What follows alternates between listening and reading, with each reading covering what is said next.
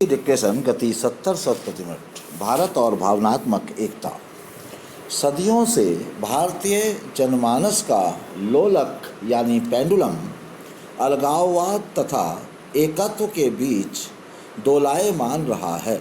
अपनी अलग पहचान बनाए रखने की आकांक्षा ने अलगाववाद को न केवल जीवित रखा अपितु उसका पर्याप्त पोषण भी किया है।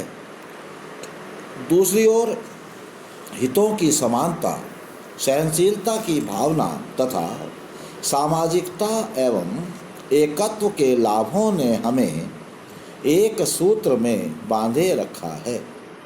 एकता की असीमित शक्ति को पहचानते हुए अनेक महापुरुषों ने मनुष्य और मनुष्य के बीच की दूरी को समाप्त करने का प्रयास किया है।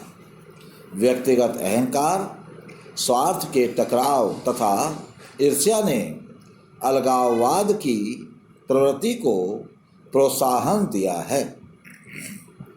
एक समुन्नत राष्ट्र का दर्जा प्राप्त करने तथा सम्मानजनक जीवन बिताने के लिए एकता की आवश्यकता से सभी परिचित हैं। इस संबंध में किए गए प्रयासों तथा एकता में बाधा उत्पन्न करने वाले मुद्दों, तत्वों अथवा घटकों पर हमें विचार करना है।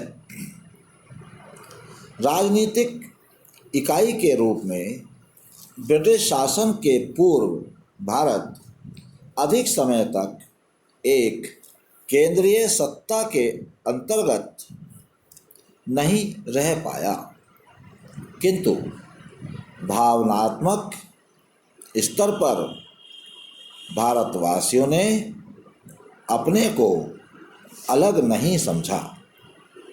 भारतीय संस्कृति त्याग और पारस्परिक प्रेम पर आधारित थी। इस देश में हूण, कुषाण आदि अनेक विदेशी अधिक संख्या में आए और यहाँ की संस्कृति ने उन्हें अपने में समाविष्ट कर लिया। राम ने त्यागमय जीवन का आदर्श प्रस्तुत किया। कृष्ण ने निष्काम कर्म पर बल दिया।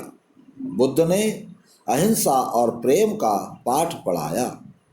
शंकराचार्य के अद्वैतवाद ने एकता के सिद्धांतों को दृढ़ता प्रदान की। भावनात्मक एकता को जबरदस्त धक्का मध्यकाल में मुस्लिम शासकों की क्रूरता से लगा। अपनी अलग पहचान बनाए रखने की जिद के कारण मुस्लिम संस्कृति ने भारत की पुरातन संस्कृति में समाविष्ट होने से इनकार कर दिया। ब्रिटिश शासनकाल में भारत एक राजनीतिक इकाई के रूप में एक केंद्रीय सत्ता के अंतर्गत आया, किंतु अंग्रेजों की फूट डालो और राज करो की नीति के कारण विभिन्न संप्रदायों में कटुता बढ़ने लगी। ज्यों-ज्यों आज़ादी की लड़ाई ने जोर पकड़ा, त्यों-त्यों धर्म के नाम पर अलगाववाद भी पनपता गया। फलस्वरूप भारत आज़ाद तो हुआ, लेकिन दो टुकड़ों में बांटकर।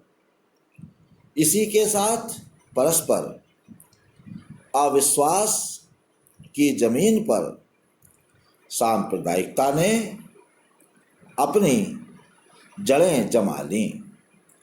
सांप्रदायिकता की भावना आज देश में भावनात्मक एकता के लिए सबसे बड़ा खतरा है।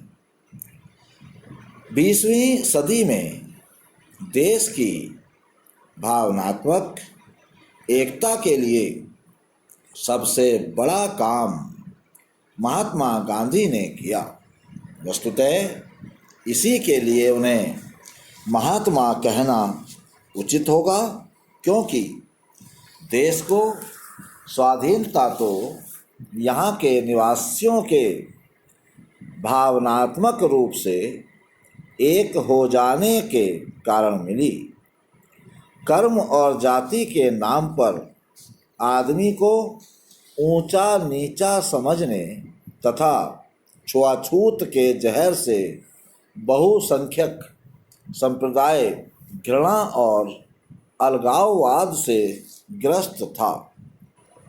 तो आज के लिए बस इतना ही। धन्यवाद।